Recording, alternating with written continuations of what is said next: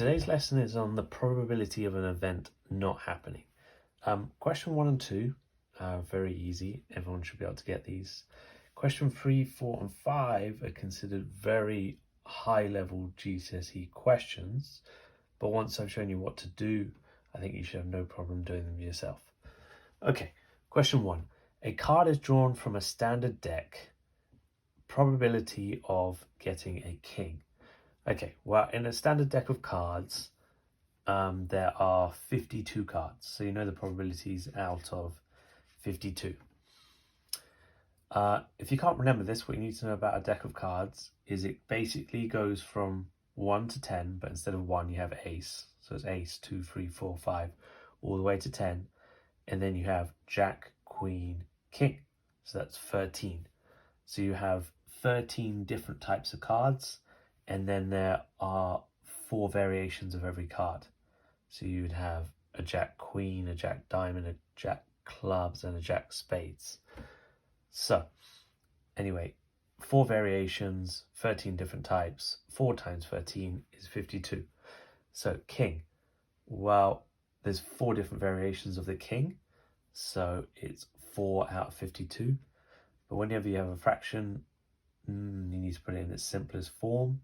So you can either divide top and bottom by 4 or by 2 first. What's 2 out of 26? And then 2 again. What's 1 out of 13? What is your answer? Okay, so 1 out of 13. Probability of getting not a king. Okay, well, the probability of something happening is 1 out of 13. So the probability of not happening is what? 1 plus what makes 13? Because the probability of it happening and not happening added together must make 1. So the probability of it not happening is 12 out of 13. Okay, flip a biased coin. Probability, so when you have P brackets tail, that means probability. Probability of getting a tail is 0.58. So it's a weighted coin. When you flip it, it means it lands on tail more because it's more than a 0.5 chance of getting it. So the probability of getting a head, okay, so it's just one hole because 0.58 adds something, must make 1. So the probability of getting the other is always 1 minus 0.58. Okay, the way I think about this is 58 plus something must make 100 because it's a 100% chance of getting either a tail or a head. So 58 plus 42 is 100%. So the answer is 0.42, what's the same as 42%. So that's your answer. Okay, so they're quite simple questions. This is where it gets more difficult. The probability of an event is X. Okay, this is where they're mixing probability and algebra now. Give an expression. So an expression is basically just algebra, but no equal sign, for the probability that an event does not happen. Okay, so the probability of an event happening is X. The probability of it not happening, same as this formula over here, it's just 1 minus. So probability, the answer is 1 minus X. And that's it. And that's your expression. Expression, no equals, that's just it, 1 minus X. Okay, probability of an event is A over B. P means probability of, again, of the event not happening. So same again, you're going to do 1 minus A over B. But they're probably going to tell you in your GCSE that you need to have this as one fraction. So how do you make this as one fraction? Well, first of all, you can't really combine numbers and fractions. You need to make them both fractions. So 1 is the same as, if I just add here, as 1 over 1. That's the same thing. They're now both fractions. Okay, when you're plussing or minusing fractions, you have to make the bottom 2 the same if you're going to combine them. So you can't make them both 1s, but you can make them both Bs. And the way you do that is you multiply this by B to make it a B, And whatever you do to the bottom, you have to do the same to the top. So you multiply that by b as well. So the new, if I write this out, the new thing is 1 times b is b. So it's b over b. That's what I made this fraction here, minus a over b. And the way that works is b divided by b is just 1. It's the same thing as 1. Okay, now we've made the bottom section here both the same, b and b, we can combine them. So we can just have it all be at the bottom, and now we've got the top b minus a. b minus a. And that's your answer. Okay, question 5. Probability of an event is x over x plus 3. So same again, algebra. This is top level question. If you're getting this right, this is really hard and high GCSE marks here. So probability of an event is x over x plus 3. Probability of not the event happening. So same as always, 1 minus x over x plus 3. And that's already 1 mark just for knowing to do that.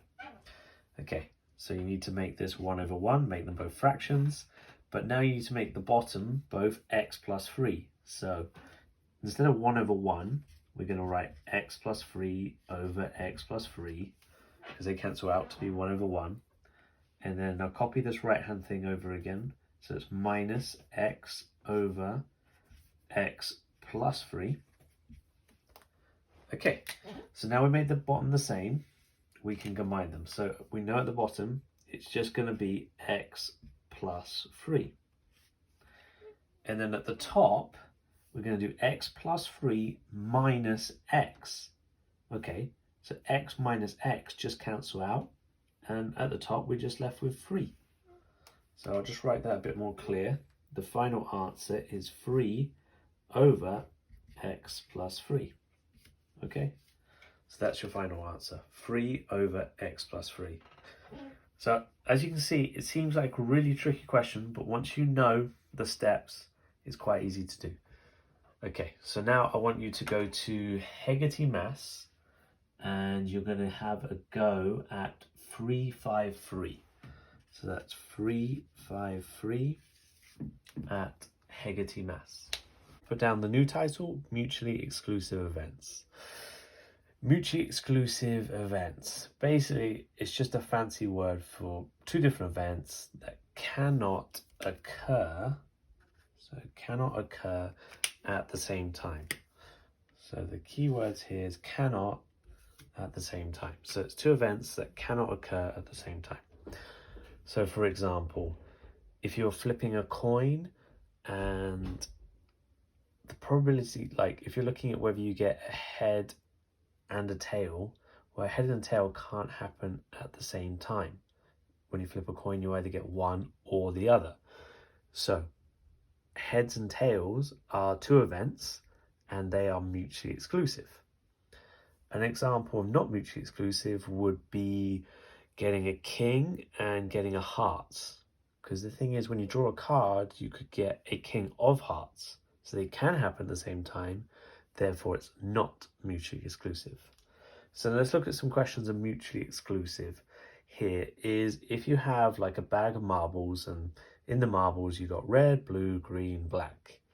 Well, when you take out 1 marble, these are your 4 options. They're all mutually exclusive. And the main thing about this is all mutually exclusive events, when you add up all the probability of all their events, they always add up to 1 or 100%. So if we look at these ones here, when we add these up, we're trying to find out what's the probability of blue. You've got to add these all up and then take them away from 1, and that will find you blue. When you're adding these up, I always find with decimal places to make them the same length makes it easier first. So 0.30, 0.24 and 17. Or you could just say 30%, 24% and 17. So if I were to add all of these numbers together, so let's just do column method, 30, 24, 17. 7 plus 4 is 11, so 1 carry the 1. 3, so 1, 4, 6, 7 is 71. So you know when you add them all up together, is equal to 0.71. Well, when you find out blue, you take it away from 1.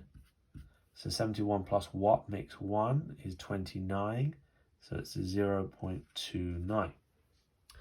You can always check it by adding these all up together and you should get 1. 30 plus 29 is 59. Plus 24 is 70, 83.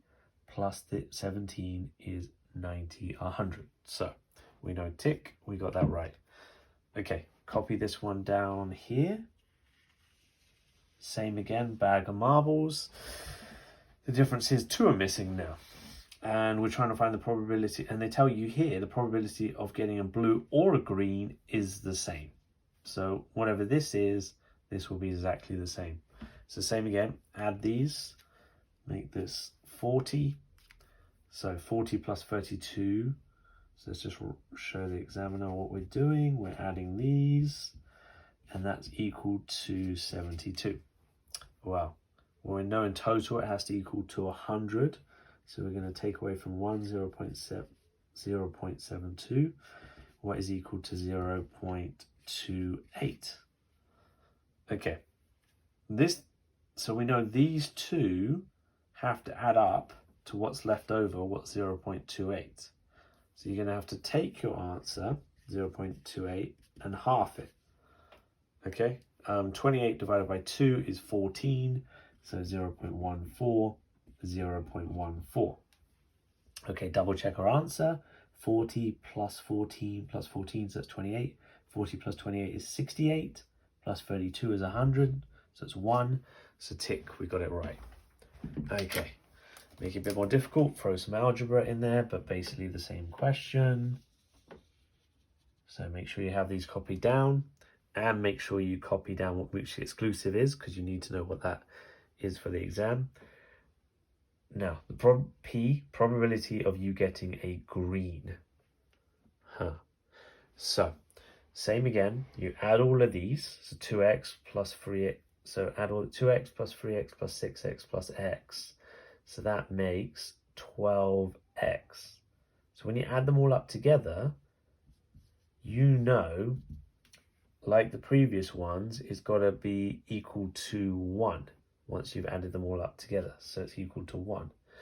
So whenever you want to try and find out what x is, because that will allow you to find out what green is, well, when a number and a letter together, it's actually a multiply. So whenever you take a number to the opposite side, you've got to do the reverse, which is divide.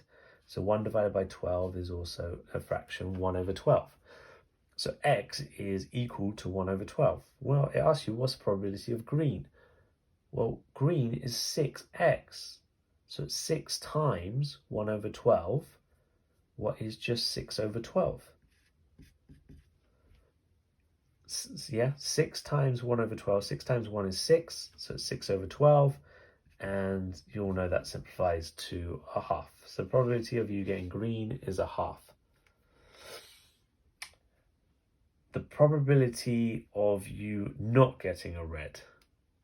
Okay, so the probability of you getting a red is 2x. What's 2 out of 12? So that's the probability of you getting a red. So the probability of you not getting a red is the remainder.